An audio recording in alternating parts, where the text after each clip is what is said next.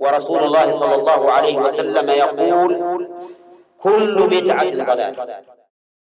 There's a question on boycotting products, such as the goods and products that are made by the state of the Jews, the Zionists, from their country, and it is exported into the West. Is it permissible to boycott? Yes, it is permissible to boycott. It is permissible to boycott. And our scholars have mentioned that. But we need to be careful that we do not cause dhulm, that you start boycotting the wrong product. It's made in Pakistan and you think it's made in somewhere else. You have to be... It is permissible. No one's arguing the permissibility of it.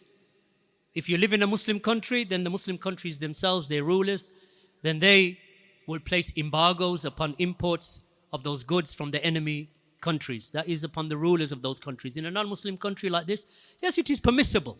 Min babul wara', from the aspect of piety, and also from the aspect of disdain and ruining them and making dua against them. All of this is permissible. All of this is permissible.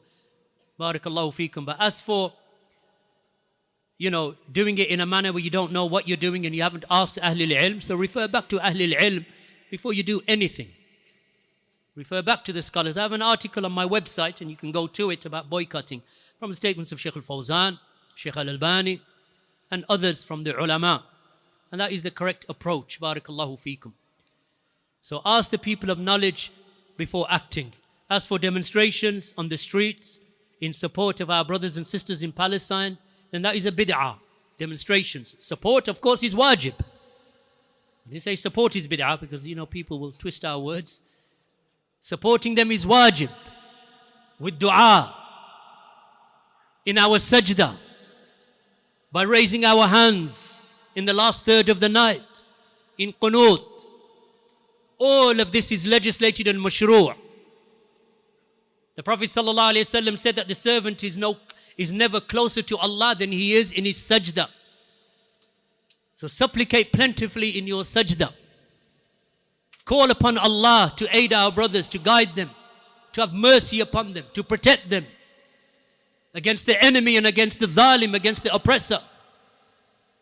All of this is something that is not only legislated from the aspect of, allowed, but rather it is a right that our brothers have over us, our sisters have over us, our children have over us.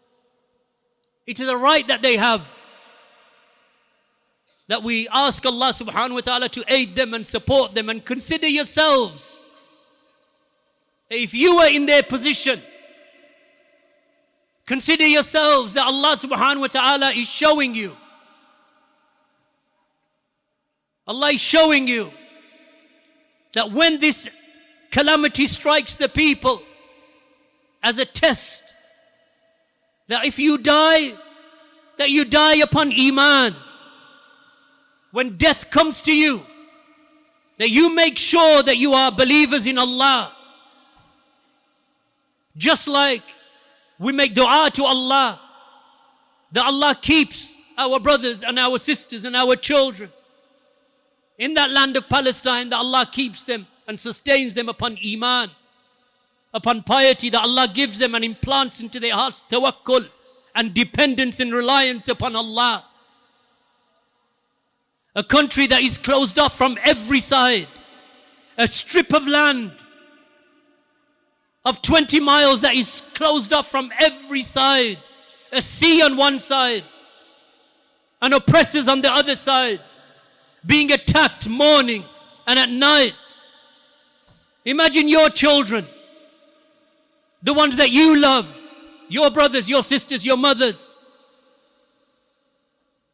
having to listen to those bombs falling upon their properties, their homes, their mosques, their hospitals. How would you be, my brothers and sisters? Allah subhanahu wa ta'ala, if there's one thing that we can learn from all of this distance away, is that if this calamity ever comes to us, that you better be upon your Iman. Death is going to come to all of us, either at the hands of the oppressor or in your bed. It's going to come to you.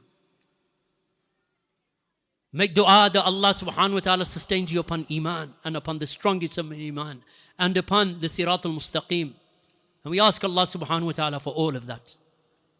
As for demonstrations and marching in the streets and the waving of placards, then that is not from the means of rectification.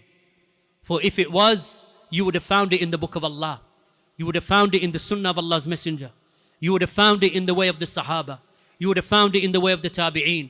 You would have found it in the way of the Atba'u Tabi'een. You would have found it in the way of the A'imma, Al-Arba'a, Abu Hanifa and Malik and Shafi and Ahmed.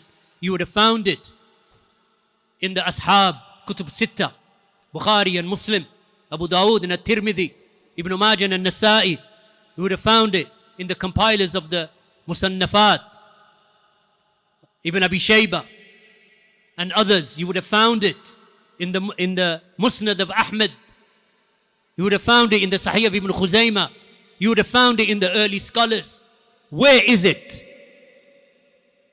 You want to argue with me about the permissibility of demonstrations and marching and protests in the streets, and you have not one shred of evidence to support it?